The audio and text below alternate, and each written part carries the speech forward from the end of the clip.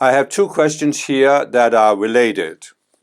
The first one is, I invited a possessing entity in because I feel alone. How do I get rid of feeling alone being possessed? And the second question is, supposing a lifestream and embodiment had been tricked into giving or otherwise unknowingly, subconsciously, or even knowingly gave a being or beings of a nefarious agenda in the other octaves permission to work through their physical vehicle, what kind of effort would be required by that being to revoke the permission? So, a little more complex question, but essentially the same. You've invited some force into your being, and how do you get rid of it? So I have touched upon this before with possession and schizophrenia and other things. And the basic reality is, if we are to be a little bit more direct about this, we have to say that the reason why people get possessed by dark forces is that they have not taken responsibility for themselves.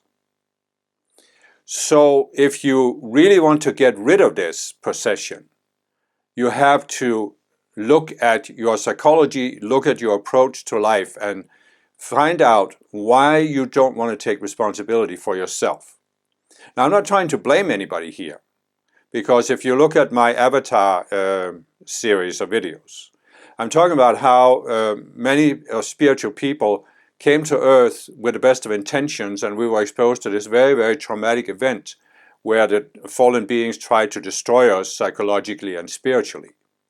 So it's not an uncommon reaction to this trauma that you basically say, I don't want to deal with Earth. I don't want to be on Earth. And I talk about that in several of my Avatar videos. So if this is a topic that relates to you, I think you really need to watch those videos. But just to give a brief answer here, you need to find out why you didn't want to take responsibility for yourself. What was it that made you decide that you really didn't want to make your own decisions? And therefore, it was easier for you if someone else made decisions for you. And that someone else can be other people, but it can also be one of these forces that I've described in several videos that exist in the emotional realm, the mental realm, or even the lower identity realm. These are, as I explained in a number of videos, these are parallel energetics realms that we are all affected by, because we have 4 levels of the mind. And so there's our emotions, of course, are a very easy entry for these dark forces into our beings. But they can also gain entry to the mental realm or even the low identity. So you need to discover, why did you let it in? And what advantage did you at the time think you would get out of this? And then you need to come to see that either that was an illusion, that you would get an advantage out of letting this entity in, or that you have now changed your mind and you don't want it anymore. And then you simply need to reverse that decision. And this is not necessarily something you can just do like that, because you need to discover the psychology behind it. I have a number of videos where I talk about these subconscious selves. So as a result of being exposed to this trauma that I'm talking about, we created several of these subconscious selves to deal with it. And this is basically what we can call unresolved psychology. So you need to discover these selves and overcome the illusion. And that can require quite some work before you get there. But when you really get there and you have overcome the self, you have resolved that illusion, the possessing entity will have to leave. What you can do in the meantime is you can make calls to Archangel Michael to put a shield around your energy field, so you're protected from any projections from dark forces coming from the outside, and you can call to Astrea to cut you free from this possessing entity, or even to temporarily bind this entity so it doesn't affect you. But in order to really be free of this, you need to resolve the psychology. There's actually a very interesting passage in the New Testament where it is described that Jesus meets a person who is possessed, and he casts out the possessing entity. But then he makes the remark that if you cast out one entity, then after a while it returns with 7 others, and now the person is worse off than before. And this is, of course, because Jesus had the Christ attainment. He could cast out a possessing entity. But nobody can resolve your psychology for you. So nobody can resolve the reason why you let that in except you. You are the only one who can do it. You created these subconscious selves. You are the only one who can uncreate them. So even if a person met somebody like Jesus who cast out the possessing entity, if the person doesn't then use that opportunity to resolve the psychology, then another entity, possibly several, will come in, and the person will be just as possessed or even worse off than before. So, you know, there can be various reasons why people do this, as I said, but it really revolves around something happened, so you didn't want to make decisions. You didn't want to take responsibility. Now, you take the one question here. I allowed a possessing entity in because I felt alone. So that's a fairly simple reason. You know, you feel alone. So you're thinking that if there is some kind of entity in your being, then you won't feel alone. But why do you really feel alone? Because you have lost contact with your higher self. And the only way to overcome the sense of aloneness is to reestablish contact with your higher self. And that, of course, is what the spiritual path is all about. So in a sense, all of my videos, there are several of them where I talk about a higher self. All of my videos are geared towards helping you reestablish that contact. So you just need to watch some and see what appeals to you and then apply those teachings. Of course, you know, any possessing entity, it's not a free ride, because you can say, you think you get an advantage out of inviting the entity in, but the entity also gets an advantage. It gets the advantage that it gets energy from you, which it can't get for itself. You are receiving energy from your higher self, and possessing entity isn't. Some of these entities don't have a higher self, so they need energy from you, and they keep taking energy, and in order to take your energy, it has to get your attention. So it's always pulling you into these reactionary patterns, thought patterns, emotional patterns, and it just keeps going like that.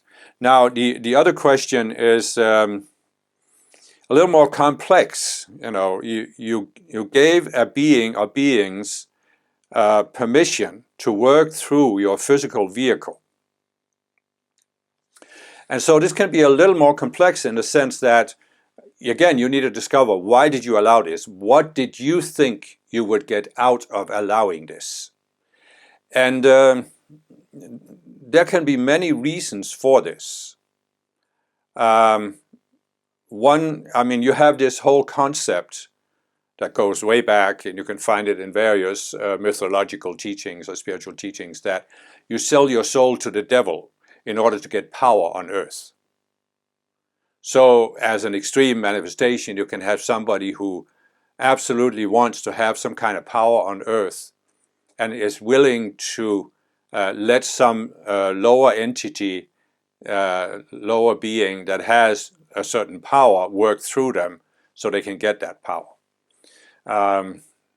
Again, I know I talk a lot about Hitler, but you look at some of Hitler's speeches where he was standing up there on a podium and speaking, and you can see that this is not a human being. There is some entity from a lower realm, or I should say higher realm, in the sense that it's either the emotional or the mental, that is working through him, that he was possessed. He had allowed himself to be possessed in order to get the power to move a whole crowd of 100,000 people into, you know, speaking with one voice and basically acting like a mob. And so that's one example, but there can be many other examples. I mean, I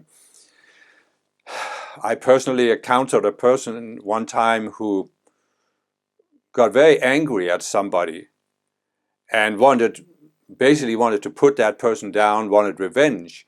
And at one point I realized that she was possessed. She had allowed herself to be possessed by this entity who was very clever intellectually at coming up with intellectual arguments. But it was really just in order to put down another person and get personal revenge. So it can be something like that, but it can also, for spiritual people, be in order to seem sophisticated, spiritually advanced. You allow some kind of entity, and as I've said before, there are entities, for example, in the mental realm, that are very, very good at using the intellectual mind. So there are people, not even spiritual people, there can be, you look at politicians, you look at people who are into debating various issues, and you can see that some of them have allowed some being from the mental realm to speak through them so they can come up with these very clever intellectual arguments. There was a phenomenon some years ago called the militant atheists, where there were some people that were four guys who thought they could eradicate religion just by coming out with books and talking down about religion. And if you look at some of them, sometimes you can clearly sense that there's some being from the mental realm working through these people. And they allowed this because they wanted to be intellectually clever and sophisticated.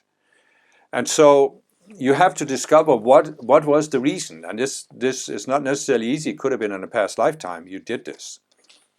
So you really have to dig into your psychology.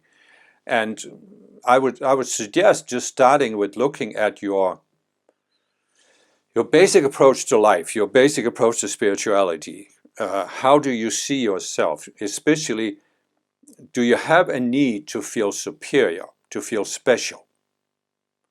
Because this is a very, very common reason why people can invite such an entity in, that you have this desire to be very sophisticated and you're not sure you can do it yourself. You see, if you're really talking about this topic, if we go step back a little bit, go to a deeper level, we have a situation on Earth that I have described before in my avatar videos and in my video about how the world works, or how the world was created, where you have these fallen beings that have been allowed to come to Earth. And then you have a number of avatars who came from natural planets, beings who have not fallen, who came here to hold the balance. And as I explained, we often get enmeshed or involved with these fallen beings, partly because they attack us, and partly because we become fascinated by these beings. We want to understand where they're coming from.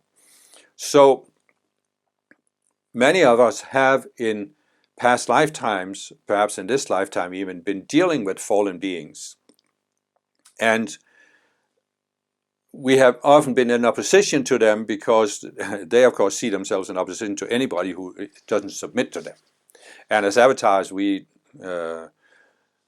often don't want to submit to fallen beings because we intuitively sense that this is not why we are here.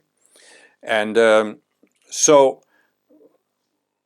but as I've also said in my avatar videos, the fallen beings have had a lot longer time than we have to use the duality consciousness to come up with these very clever arguments. It's based on what I call serpentine logic, where there's basically no final argument in duality. You can always come up with something that casts doubt upon whatever argument somebody else comes up with.